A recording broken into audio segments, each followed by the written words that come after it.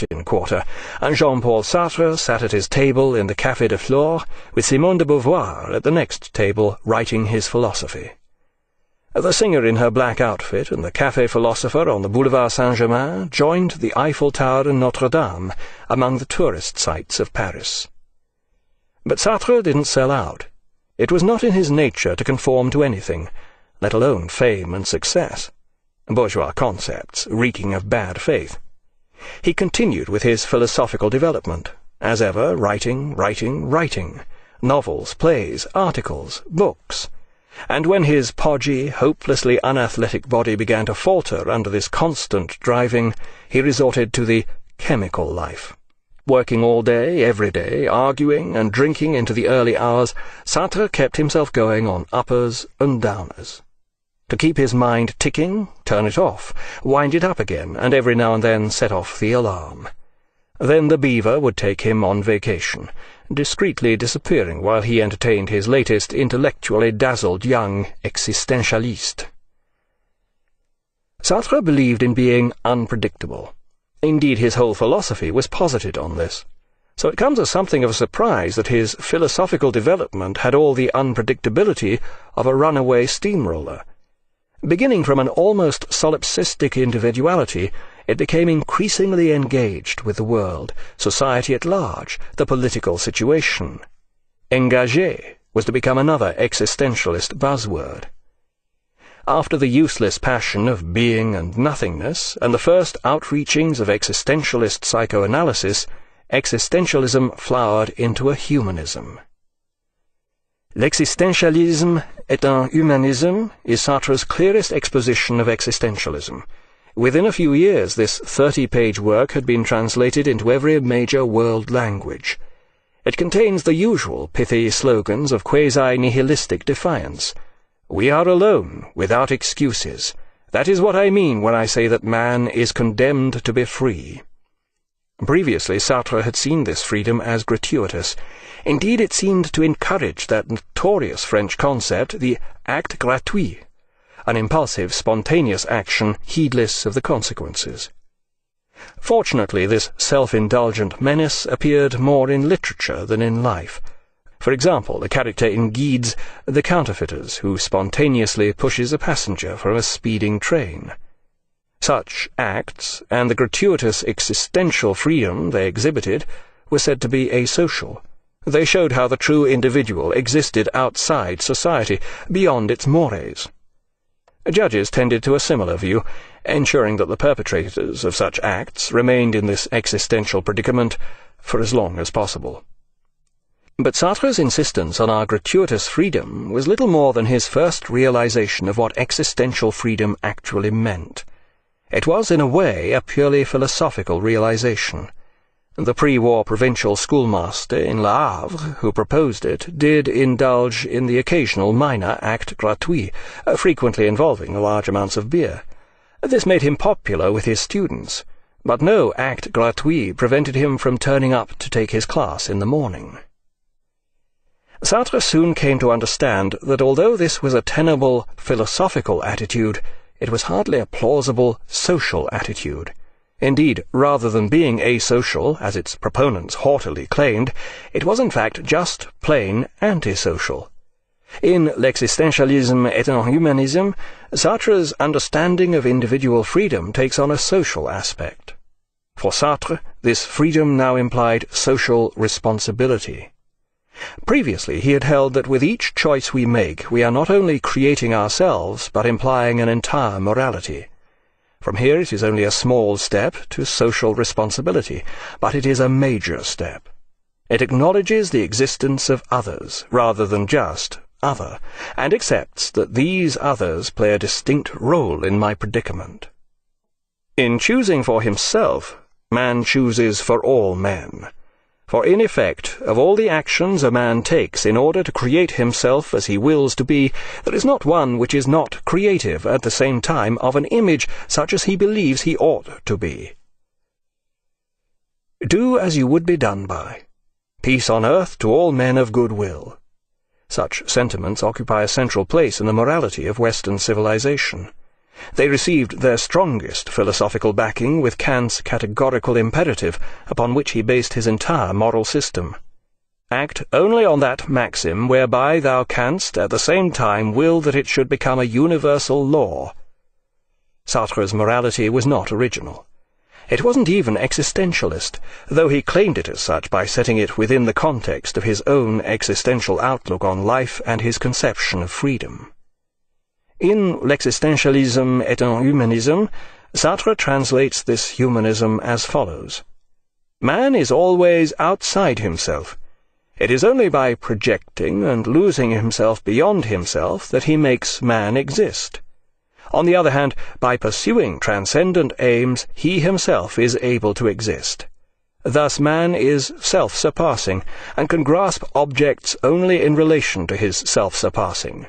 He is himself the heart and centre of his self-transcendence.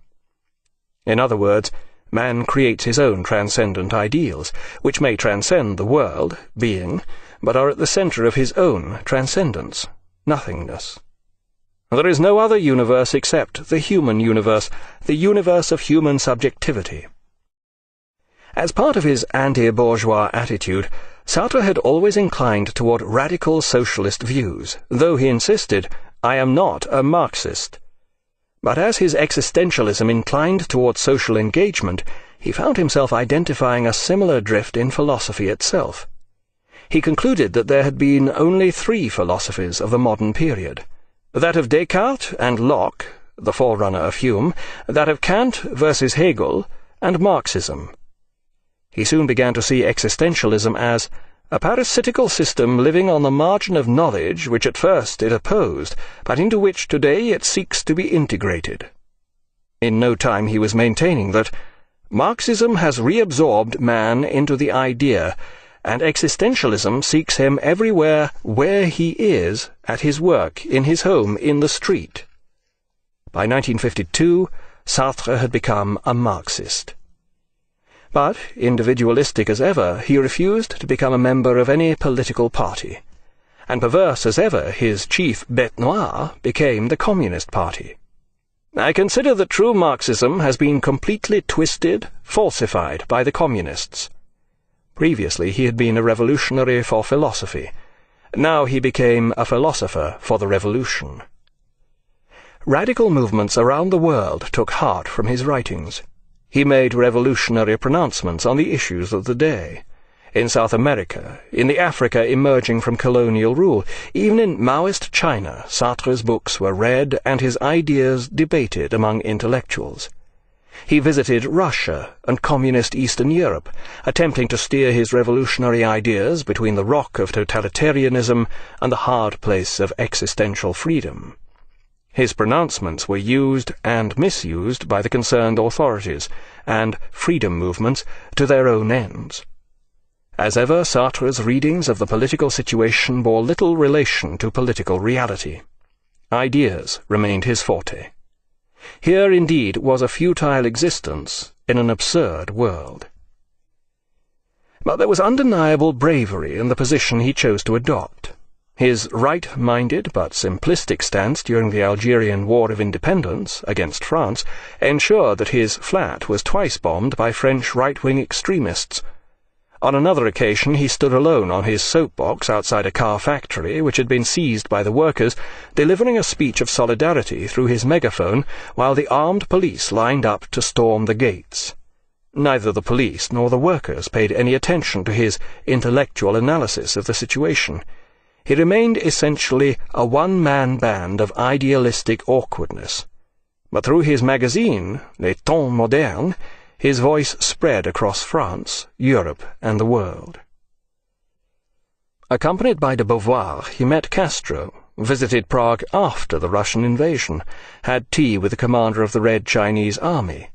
Back in Paris he continued to write obsessively, driving himself on Coridane, a legally available amphetamine-based upper. The result was Logorrhea, vast books filled with convoluted dialectical and Marxist-inspired arguments which never came to any conclusion.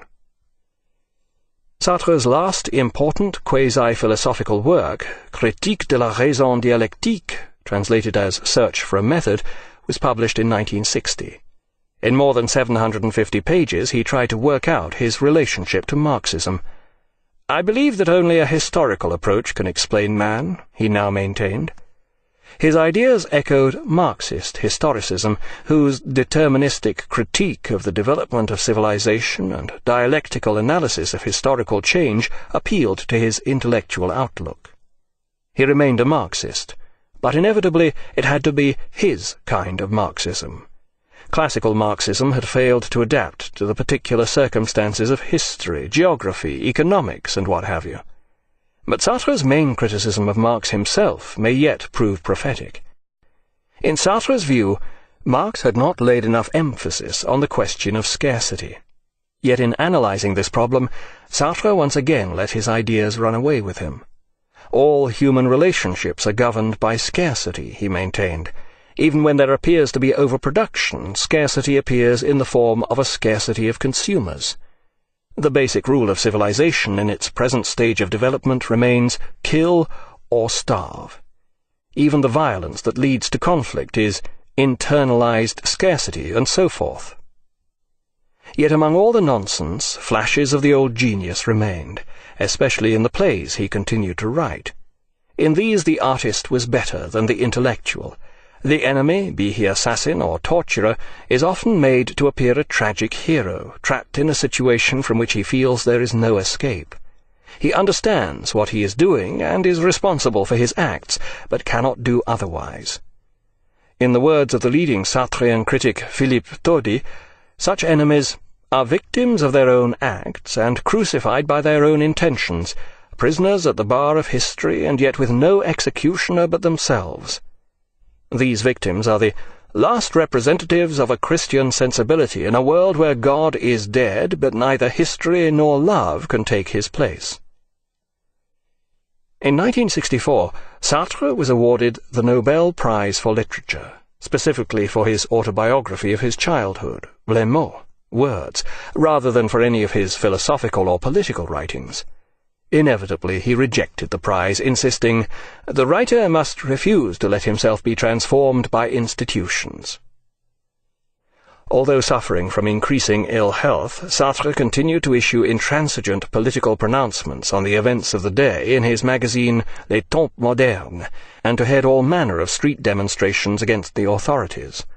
Right-wing extremists replied with slogans such as "Shoot Sartre," and the police longed to lock him up, but he now had a friend at court. President de Gaulle magisterially recognized a fellow great man of history, and let it be known, "You do not imprison Voltaire." But by this time Sartre was not so much Voltaire as Tintin. The intellectual current of the time had passed on.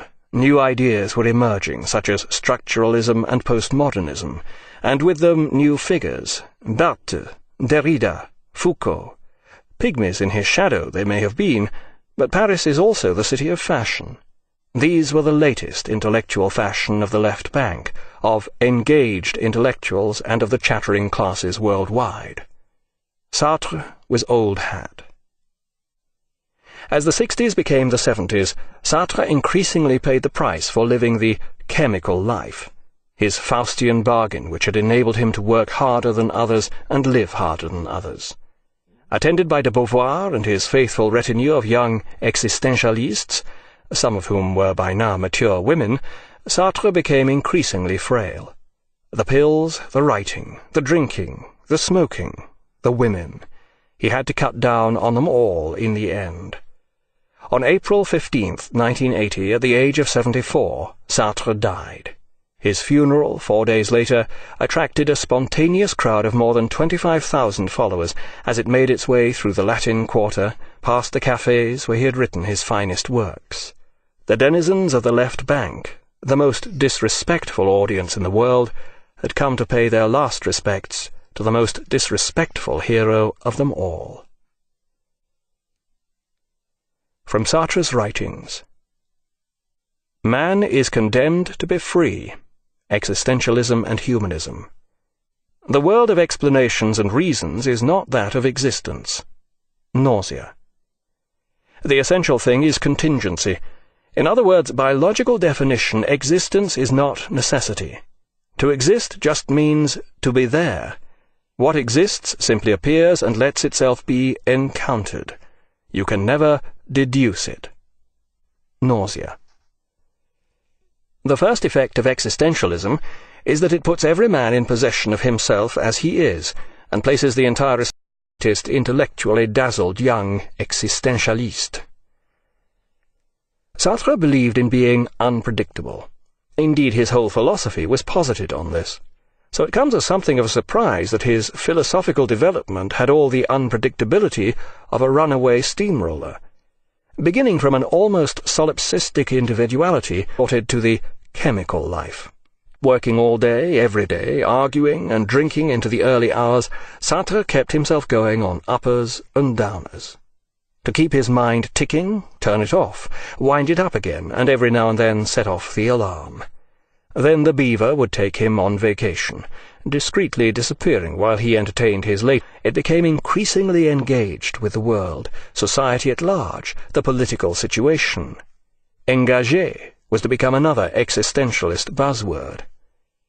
After the useless passion of being and nothingness, and the first outreachings of existentialist psychoanalysis, existentialism flowered into a humanism. In quarter, and Jean-Paul Sartre sat at his table in the Café de Flore, with Simone de Beauvoir at the next table writing his philosophy. The singer in her black outfit and the café philosopher on the Boulevard Saint-Germain joined the Eiffel Tower and Notre-Dame among the tourist sites of Paris. But Sartre didn't sell out. It was not in his nature to conform to anything, let alone fame and success. Bourgeois concepts, reeking of bad faith. He continued with his philosophical development, as ever, writing, novels, plays, articles, books. And when his podgy, hopelessly unathletic body began to falter under this constant driving, he resolved